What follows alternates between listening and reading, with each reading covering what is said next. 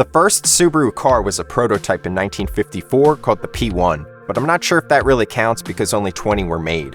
In 1958, the Subaru 360 debuted in Japan as the first mass-produced Subaru. To help explain why the 360 was such a big deal, let's reach out to my friend Ken. He's basically a living encyclopedia of Japanese automotive history. Hey Quinton! Hi, you wanted to know about the Subaru 360.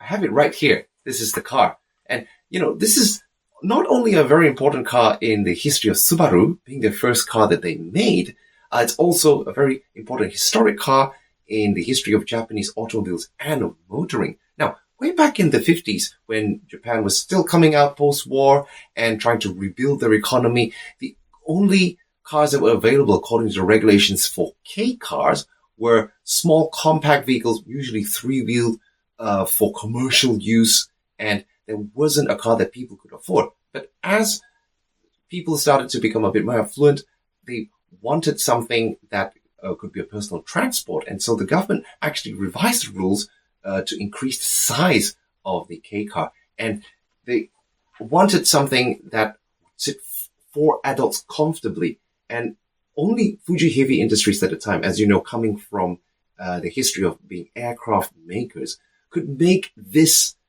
very cute, approachable bug.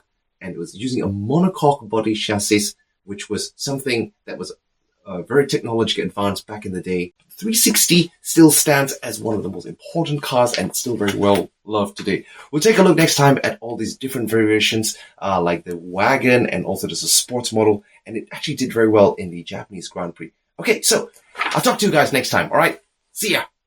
The brand came to America in 1968 when Philadelphia natives Malcolm Bricklin and Harvey Lamb formed Subaru of America and imported the Subaru 360. The 360 was a success in Japan, but it failed in America. What? You guys in America, you don't like the Subaru 360? Why? A review in Consumer Reports magazine called it not acceptable because of safety concerns and lack of power. In 1970, the FF1 Star was a front-wheel drive car that became the first Subaru with a boxer engine. The FF1 wasn't a success in America either, but a step in the right direction. Subaru's first four-wheel drive vehicle arrived in 1972 called the Leone, marking the first mass-produced four-wheel drive Japanese passenger car. The US market got it in 1975, where it gained traction in rural areas due to its affordability and practicality in any weather condition.